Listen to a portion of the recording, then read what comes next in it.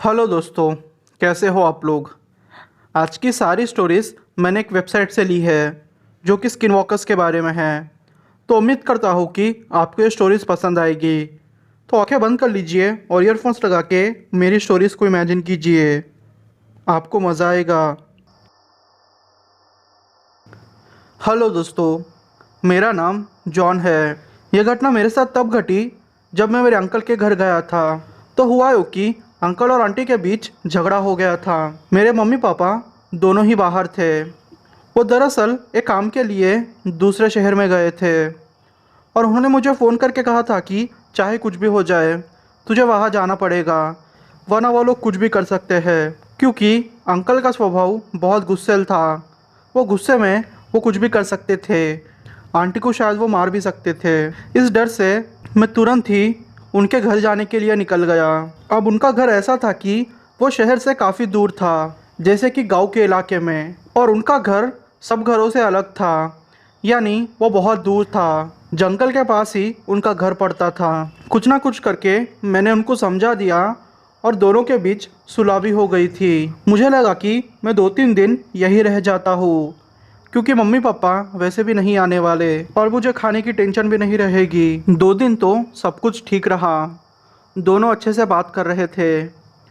पर तीसरे दिन सुबह में ही मेरी आंटी बिना किसी को कुछ बोले घर से बाहर निकल गई। हम लोगों ने सोचा कि शायद वो वॉशरूम के लिए गई होंगी, क्योंकि उनके घर अलग स्टाइल में बनाए गए थे जिनका वॉशरूम घर से बाहर होता है। फिर जब सुबह के 10 बजे फिर भी वो नहीं आई, हमने सोचा था कि वो वॉशरूम जाके शायद सैर के लिए गई होंगी।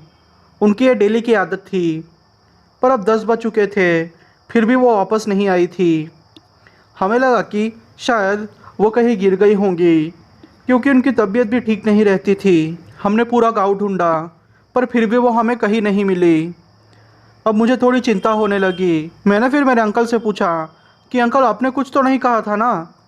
फिर अंकल बोले कि तुम यहीं हो ना कितने दिन से। मैंने उस दिन से उनसे कुछ भी नहीं कहा। पता नहीं वो कहाँ चली गई। हम लोगों ने पूरा दिन ढूंढा और रात में आके बैठ गए। रात में अपने घर आके बैठ गए। हम इतना थक चुके थे कि हम लोग अब सो गए। रात के 1:30 बजे मुझे एक आवाज़ आई। खिड़की से मुझे मेरे आंटी बुला रहे थे। उन्होंने मुझे धीरे से कहा कि अपने अंकल को मत जगाओ, तुम मेरे पीछे आओ। मुझे उस टाइम पे कुछ अजीब नहीं लगा और वैसे भी मैं नींद में था। मैं उनके पीछे जाने लगा। उनके पीछे जाते जाते मैं जंगल के अंदर एंटर हो चुका था। जैसे ही मैं जंगल के 2 किलोमीटर अंदर पहुंचा, मेरी आंटी अचानक रुक गई। देखते ही देखते उनका रूप बदलने लगा। ये सुन के आपको आश्चर्य होगा, पर यह सच है। वो अब स्किन वॉकर में बदल गई थी। मैं उनका रूप देख के पागल हो चुका था। उनका पूरा शरीर इंसान के जैसा था, पर उनका सर एक हिरन के जैसा था और बहुत सारे सींग थे। वो बस इतना बोल रही थी कि अपने अंकल को मत बोलना, मेरे पीछे आओ। बस यही चीज़ वो रिपीट करते जा रही थी, या तो फिर रिपीट करते जा रहा था। वो अचानक से मेरे ऊपर झपट्टा मारने लगा। मैं भाग के अपनी जान बचाना चाहता था, पर शायद मेरी किस्मत में उस दिन कुछ और ही लिखा था। उसने मेरा पैर पकड़ लिया। मैं सर के बल नीचे गिर गया। मेरे सर पे बहुत चोट लगी थी, उससे मैं बेहोश हो गया था। दूसरे दिन जब मेरी आँख खुली तो मैं हॉस्पिटल में था और मेरा एक पैर कट चुका था। डॉक्टर्स ने कहा कि स्किन वॉकर ने तुम्हारा पैर खा लिया था। और अंकल कहे कि अच्छा हुआ मुझे तुम्हारी आवाज़ जंगलों से आई और मैं तुम्हारे पीछे आ गया। ये स्किन वॉकर के बारे में मैंने बहुत सुना है। तुम डर ना जाओ, इसलिए मैंने स्किन वॉकर के बारे में तुम्हें नहीं बताया। पर कोई बात नहीं, मैं टाइम पे आ गया था और स्किन वॉकर को 2-3 गोलियां मारी, जिससे वो नीचे गिर गया। उसी टाइम में मैंने तुम्हें बचा लिया और बाकी गाँव वालों को बुला के हॉस्पिटल तक पहुंचाया। उसके बाद 15 दिन तक मैं हॉस्पिटल में रहा और जो मेरी आंटी थी वो भी मिल गई थी। वो दरअसल घर छोड़ के चली गई थी, पर जब उनका गुस्सा शांत हुआ तो वही वापस आ गई। मैं बस आपसे यही कहना चाहता हूँ कि आप ध्यान से रहिए, हर चीज़ पे आंखें बंद करके विश्वास मत कीजिए।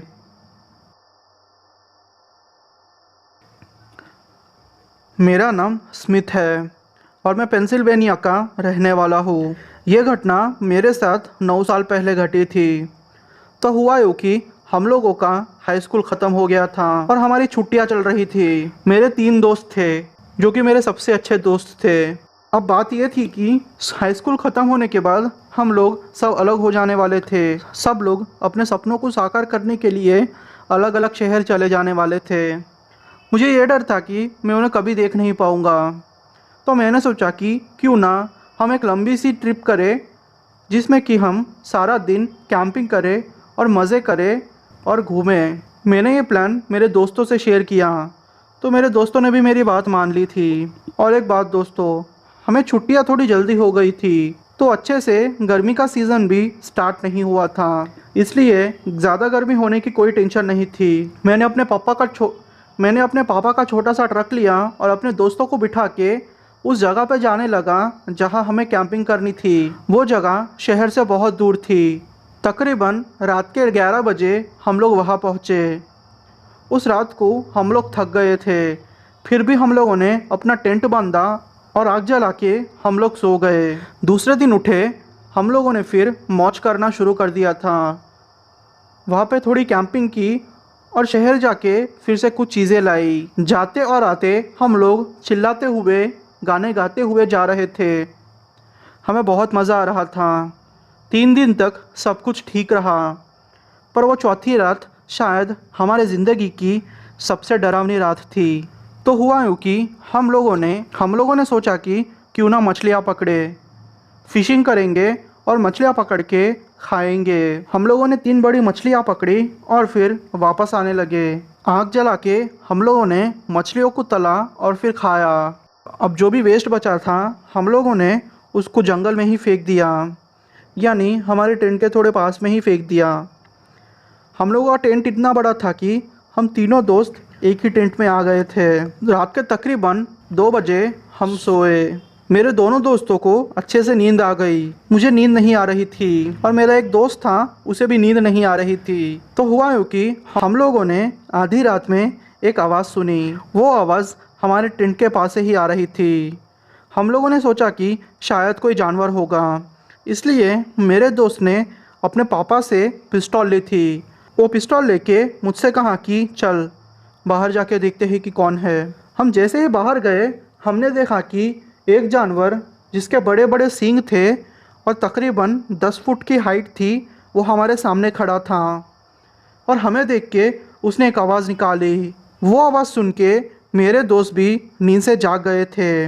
मेरे दूसरे दोस्त ने कहा कि ये स्किन वॉकर है, इसे जितना जल्दी हो सके हमें उतना जल्दी बच के भागना चाहिए। मेरे उस दोस्त ने उस स्किन वॉकर के छाती पे 2 गोलियां मारी। वो स्किन वॉकर वहीं पे गिर गया। हम लोगों ने फिर हमारा ट्रक लिया और फिर डरते डरते ड्राइव करते हुए हाईवे तक आ गए और 2-3 किलोमीटर आगे जाके हम लोगों को एक गैस स्टेशन मिला। उस गैस स्टेशन में जाके हम लोगों ने सांस में सांस ली और बाकी लोकल लोगों से बात की तो हमें पता चला कि ये स्किन वॉकर उस जगह पे आजकल बहुत फिरता है। उन्होंने बहुत सारी स्टोरीज़ भी सुनी हैं। ये स्टोरी भले ही आपको झूठी लगे या फिर इसमें आपको लगे कि डरने जैसा कुछ भी नहीं, पर आप ही सोचिए, आधी रात में ऐसे आप जानवर को देखोगे, आपसे डबल हाइट का हो और डरावना हो, तो आप कैसा फील करोगे। मेरे तो पसीने छूट गए थे। उस घटना को घटे 9 साल हो गए हैं, पर मैं आज भी आधी रात में कोई भी आवाज़ आती है तो डर जाता हूँ।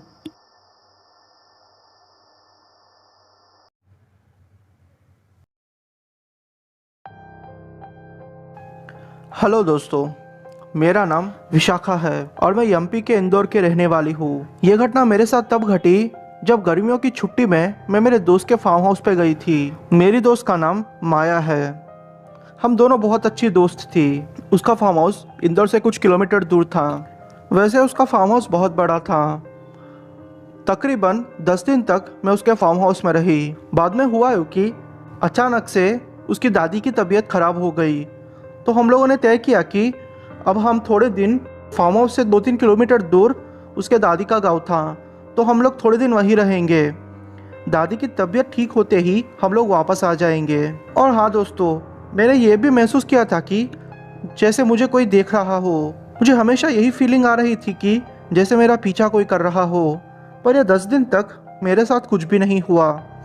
मैंने सोचा कि जगह नहीं है, इसलिए मेरे साथ ये सब कुछ हो रहा है। फिर मैंने इसे नज़रअंदाज किया और दादी के घर गए और कुछ दिन वहाँ गुजारे। आपको तो पता ही होगा गांव में माहौल कैसा होता है। लोग जल्दी जल्दी उठ जाते हैं और अपना काम करते हैं। और दादी का घर ऐसा था कि दादी के घर में बड़े बड़े 5-6 रूम्स थे और आंगन इतना बड़ा था कि आराम से 1-2 बसें वहाँ खड़ी हो सके। मैं बचपन से ही सिटी में पली बड़ी थी और मुझे हमेशा से ये था कि मैं गाँव जाऊँ, तौर तरीके सीखूँ, वहाँ का जो भी वातावरण होता है उसे मैं महसूस करूँ। और माया की दादी को भी ये सब कुछ पता था, तो उनकी दादी ने कहा कि जैसे ही उनकी तबीयत ठीक हो जाएगी वो मुझे पूरे गांव की सैर कराएंगी। तकरीबन 1 हफ्ते के बाद दादी की तबीयत ठीक हो गई। वो मुझे सुबह 5:30 बजे उठाती और पूरा गांव घुमाती। आते आते 7 या 8 बज जाते। हम खेतों में जाते, वहाँ की अलग अलग फसलें देखते और वापस आ जाते।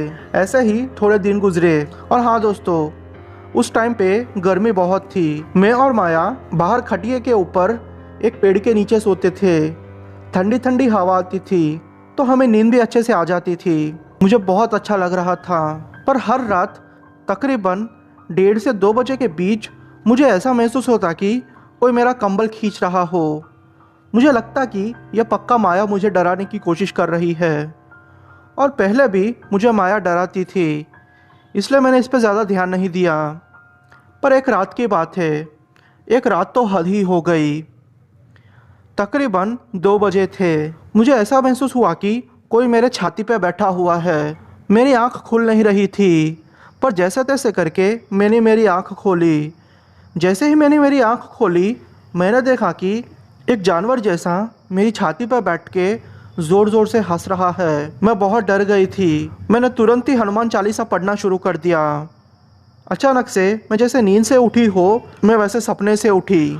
उस दिन के बाद से मुझे ऐसा कुछ भी महसूस नहीं हुआ।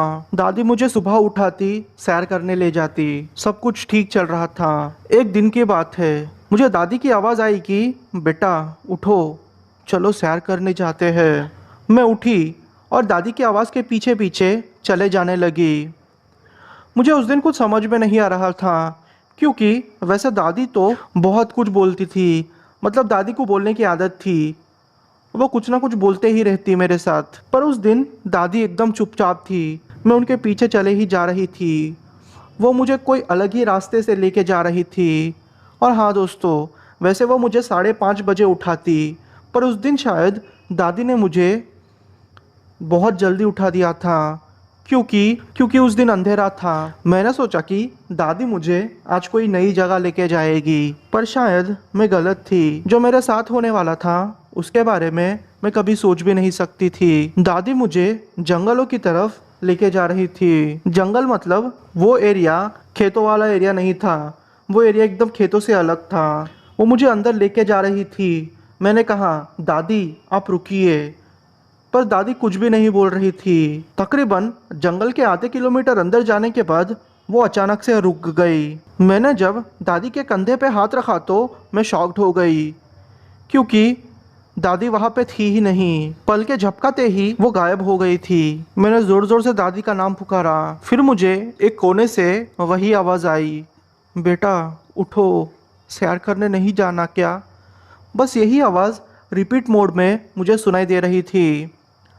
अब मैं समझ गई थी कि मैं कोई बड़ी प्रॉब्लम में फंस चुकी हूँ। मेरे दिमाग में बस एक ही चीज़ आई, छलावा। क्योंकि आपको पता ही होगा, छलावे ऐसे ही करते हैं। वो अपने शिकार को फंसाते हैं, फिर उनको मार डालते हैं। मैं बस भगवान का नाम लेके भागना चाह रही थी, पर वो छलावा मेरे सामने ही आ जाता। उसका कोई शेप नहीं था, बस उसकी 2 आँखें, वो भी काले काले कलर की, मुझे दिख रही थी। उसका सिर्फ साया था। वो कभी कभी जानवर बन जाता तो वो कभी बिल्ली बन के बिल्ली जैसी आवाज़ करता। मैं समझ गई थी अब भागना मुश्किल है, और इतने दिन से शायद ये मेरा पीछा कर रहा था और मौके की तलाश में था। मैं कुछ भी करके वहाँ से भागने की कोशिश करने लगी। मुझे रास्ता भी ठीक से नहीं पता था। मैं भागते भागते जैसे तैसे करके जंगल के बाहर आ गई। वो कभी कुत्ता बनता तो कभी बिल्ली बन के मेरे पीछे आता और मेरे पैरों पे काटता। मैं कई बार गिर भी चुकी थी, पर मैंने हार नहीं मानी। जैसे तैसे करके मैं वहाँ से भागी और खेतों के पास आ गई। दो तीन गांव वाले वहाँ से गुजर रहे थे। मैंने उनको सारी चीज़ें समझाई। उन्होंने कहा कि बेटा चिंता मत करो, अब वो यहाँ पे नहीं आएगा। फिर उन्होंने मुझे मेरे दादी के घर छोड़ा। दादी और माया भी मुझे ढूंढ रहे थे। वो मुझे देख के खुश हुए। उनको मैंने सारी चीज़ें बताई। फिर दादी ने कहा कि बेटा बुरा मत मानना, पर तुम्हें यहाँ से जाना होगा। तुम्हें पता ही होगा, छलावा अगर किसी की खुशबू ले लेता है तो वो नहीं छोड़ता कभी। तुम यहाँ से चले जाओ। दादी की बात मैं समझ चुकी थी, इसलिए बिना ज़्यादा कुछ बोले मैं और माया वहाँ से निकल गए। इस घटना को घटे 2 साल हो चुके हैं और मैं तब से ना तो उनके फार्म हाउस गई हूँ ना तो दादी के घर। मुझे दादी की याद आती है, पर क्या कर सकते हैं, नहीं जा सकते।